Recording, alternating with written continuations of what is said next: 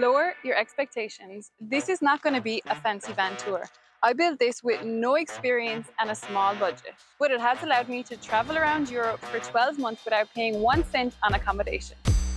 Starting off outside, we have a Renault Master 2013. It is a medium wheelbase. Let me show you what that means. Medium wheelbase is shorter than the normal van. This doesn't have a big swing every time you want to turn, and it's a lot easier to park, but it does mean it's a little bit shorter inside, but it's perfect for one person. While we're here, let me show you the first thing I ever bought, a reverse camera. Highly recommend if you are not used of driving a van. Heading up to the roof, on the roof I have a vent and I have a solar panel, a 170 watt solar panel, which is connected to my battery system, which we'll look at inside. Let's start off with the battery. This is how I power the whole van.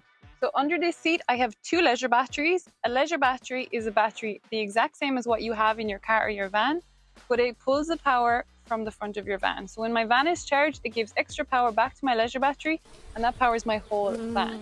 I also get power from the solar panel up on the roof. Right here, I have my score. Right now we're at 100% because the sun is shining, so I have a full battery and I can control my whole system from right here. This will power my USBs so I can charge my phone, and it powers the lights and the sink. But if I want to charge my laptop, I need to use an inverter, which is the plug here. This is like €20 from Lidl. It connects to the battery and it gives me power to charge anything a little bit stronger than 12 volts. The first 2 years I went traveling, I had one battery that was useless and a fridge that took all of the power. So getting a good power system will literally change your life. Talking about the fridge right here behind me, let's head to the kitchen. Before we make our way into the kitchen over here, let me tell you about this area. This is how I make my way from the front where I drive into the back where I live. I can just jump straight over the seat. This is a 3-seat van, but I always keep this seat down just so I can move in and out, and I can hold my stuff right here. It's a bit dirty. I put in this blind that I haven't actually seen in any other vans. My idea was to watch movies on it like a projector. And I know what you're thinking, it's supposed to be white for a projector, but I did Google and it said black would work too. I have never used this for a projector because I have white walls. Plus it's just me, so it's a bit overkill. But what it is great for is if I'm changing, I need to use the toilet or something, I can just block out from the front to the back really easily. Up here I have storage. This is where I keep things like the covers for the window, a random scuba mask. Coming down here to more storage.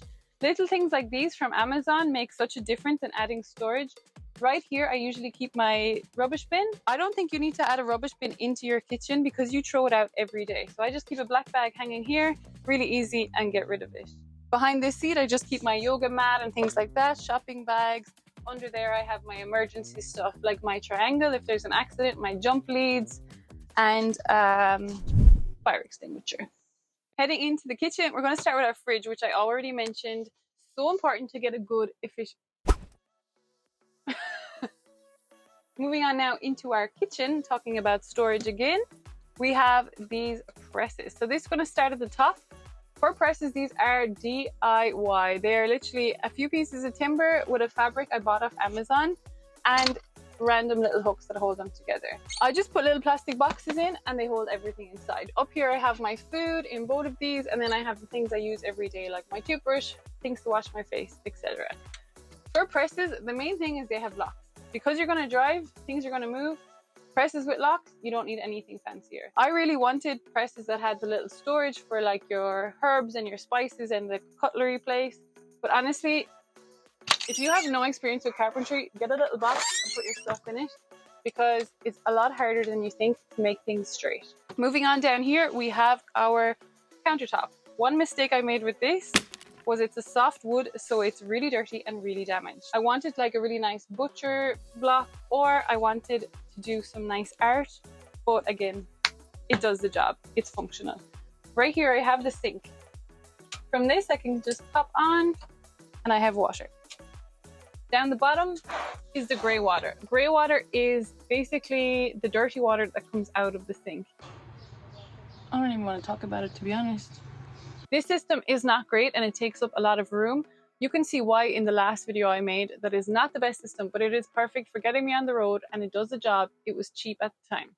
The reason I do not have a cooker in this van, I have a portable cooker, is because I did not convert this into a camper. It is still a commercial van. If you do not have gas in it, you do not need to convert. But if you want to not make the mistakes I did, then I think you should buy my ebook right here. Coming in here, I have the fridge.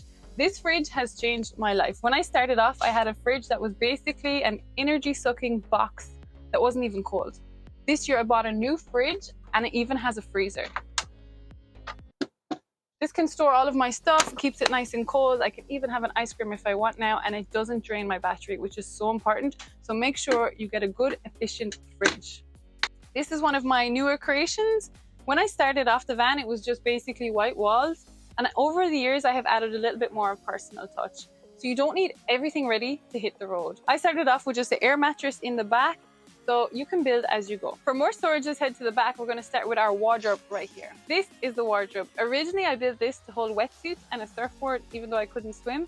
Now I have a surfboard and it's basically longer than the van, so it definitely will not fit in here. But it was a great idea because you definitely need somewhere to store your duvets if you do not have a fixed bed, which we'll get to in a second. Inside here, I have the clothes I need to hang up. I hang up my wetsuit, and then I can store my blankets when I'm not using them, shoes under here, and then the world's worst mirror, which is basically just like a sheet of tinfoil, right here. I also have storage under the floor, which I can access from the front here with just this hinge door. That's where I keep my portable stove, my first aid kit, things I need to use in a hurry, and I can also access it from the back. So the storage that I had in the front is also coming through to here. So anything bigger I keep in the back, like camping chairs, camping tables, tents, my toolbox, anything I don't use every day goes under this side. This is one of my favorite inventions, I think, having storage under the floor, because you don't use all of the space up the top and I still have so much room up here. So this, great idea. Moving up now, I'm going to show you my seating area, my dining area, my bedroom area. It's all one. Let's start at the top up here. I have the vent. So I would have loved to have aircon in the van, but again, at the time it was not feasible for me to afford it, and you would have needed a lot stronger power system. So for this one, it just has a cover for the light. It pops up, and it also has a cover for mosquitoes. It's okay, it does the job. I would like to have more aircon in the back, especially that I spend a lot of time in warm countries. But parking near the beach, you get some air in, it does the job. It's perfect. I also have some windows. When I bought this van, again, it had no windows, but I put these ones in. I got the smallest windows I could because I was on a budget, number one, and I also had a fear of putting a big hole into the van. I do like these windows because they do give me a lot of privacy, but I can still see out. The curtains were just custom made little bits of fabric. After 2 years, I got myself a new, bigger window just so I could see what was happening behind the van, because sometimes at night I couldn't look out and I wanted to know who was behind me. Coming back onto the bed, I wanted a van with a lot of space. I like to move around, I like to feel free. So I had this open system where I can walk in and out if I just take the whole table off. Then I can pop the table up if I want to work, and it also becomes my bed. I'm going to show you that in a second. First, let's talk about these chairs. Dimensions are so important when you're building a chair. As someone who worked as a physio for a few years, getting your seating position right is very important. That's why in my ebook, I put a whole list of dimensions when you're building a chair and a bed, so you know exactly what measurements you need. These cushions are custom made. This is 4 inches of foam, and then the fabric was put on over them. 4 inches, probably could get away with 3. It's a little bit hard, but I love it. Now let's go to my favorite, most genius plan of all, these boxes. This is where I store all of my clothes. This is such a functional area of the van. It has storage, it has seating, and it is my bed. So to get into the storage, I just lift up my cushions. I have a handle here. These handles go completely flat, so you don't feel them when you're lying on the bed. Pop your finger in, they twist. And then I have my storage inside here. This is where I keep all of my clothes, and I keep them all in boxes so that if I need t-shirts, it's in the t-shirt box. If I need bikinis, it's in the bikini box. This hinge, game changer. I used to have to try and hold it up with my head. The other box on this side is the same. I keep things like my books, roller skates that I've never used, exercise equipment, and other things I need. But it basically holds everything I need inside this van. Let's show you how the table works now. Ignore my drawing, I never really finished it. This is a lagoon stick, about €200 for a stick, but it does give me a lot of flexibility with this area of the van. It just slides on and then pop the table on. The table's popped on, I can change height, I can move it around, I can give a little swivel, very handy. This is where I eat my dinner. That's not true. I actually eat my dinner on the toilet, which I will show you in a minute. Now to turn it into a bed, you just take it back off again. Actually, no, this is not what you're supposed to do. What you're supposed to do is be able to slide it up and down, but we did not cut a hole in the floor the right length. I take it off, which you're not supposed to do. These pillows fall down and they build the bed. And then I have the bed. The best thing about this is I can lie either way. So usually when you're parking a camper van, you have to be very conscious of which way your van is so that your head is not lower than your legs. But for me, I can sleep whichever side I want, and it doesn't really matter if I'm a bit sideways. The other thing about lengthways is it's not suitable for everyone. I am 5'6", so for me, this is perfect. And who sleeps completely flat anyway? But if you are a bit longer, you will have to make your bed go this way in the van, and that will probably take up a little bit more space, so you might need a longer wheelbase for that. My bed would fit 2 people if I wanted, but I don't think there's room. Let's move on to one of my other favorite parts of this van, and it is this shelf. What I would recommend is to sleep in the van before it is even complete, because then you get the idea of things like this shelf. For me, every night before bed, I love a cup of tea. I also don't want to get up to have to put things away. So I just pop them on this shelf when I'm in bed, and it is one of the greatest things I thought of. One thing we didn't talk about yet is the toilet. So let's go have a look at that. The toilet. In this van, I have a pee toilet. You can clearly see this van was built with just me in mind, because it doesn't even have a cover around it. So when there's 2 people in the van, it's a bit awkward, but it's perfect for just me. I bought this toilet in Lidl for like €30. It's one of those just like camping toilets. I just use it as a pee toilet. I have painted this van white, I think about 100 times. Not a good color. It all chips and it looks so dirty. But anyways, the toilet. Lift it up. Inside here, I have my toilet. Pee toilet, perfect. What more can I say? Now you're probably wondering, where do I shower? And I do not have a shower in this van. And that is okay, because I travel in hot countries usually.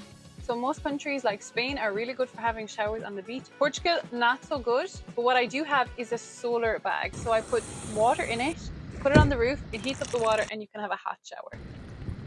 For now, back to the toilet. Even though I put a lot of seating in this van for one person and I have the 2 seats in the front, I actually sit on this toilet a lot, and it's quite comfortable. That brings me to seating with a swivel chair. I wanted a swivel chair when I started building the van because they're really cool. So those chairs that turn around, but you do not need them. There is so much stuff you do not need. You do not need an awning, thing that comes out of the side of the van that covers and gives you shade, because you are actually not allowed to open them in 99% of the places unless you are staying in a campsite. And lighting. I only have 3 lights in this van.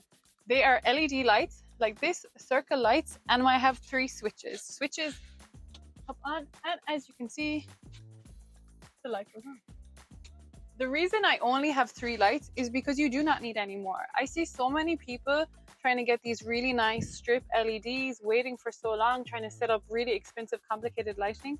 But all of this just slows you down from getting on the road. And remember, if you're in the van, it's not that big. A light here will take up this whole area. I have another light right here for when I'm cooking. And then one back here over the bed. Of course, I added some fairy lights because I wanted to be cute and aesthetic, but the batteries have fell out and most of them have broke by now. To charge my phone, I have these ports here. So they're just USB. Just plug them in just like you would any other USB. I have one here. I have another one here. I have a 12 volt in here, and then right beside my bed I have 2 chargers as well. Everything that is connected to power is controlled from this system right here. I know this van is not perfect. There is so many things falling, breaking, not like they should be, but it is perfectly functional for what I need. This van in total, including the van, cost me €11,000. It was €6,000 for the van, and it was €5,000 for the build, which was mostly spent on the timber. I did all the DIY myself with my dad, so I had 0 labor costs, and I added about another 1,000 in over the last 2 years for things like the window, a new fridge, and an extra battery. So if you are delaying because you feel like you need 50 grand to get on the road, you do not.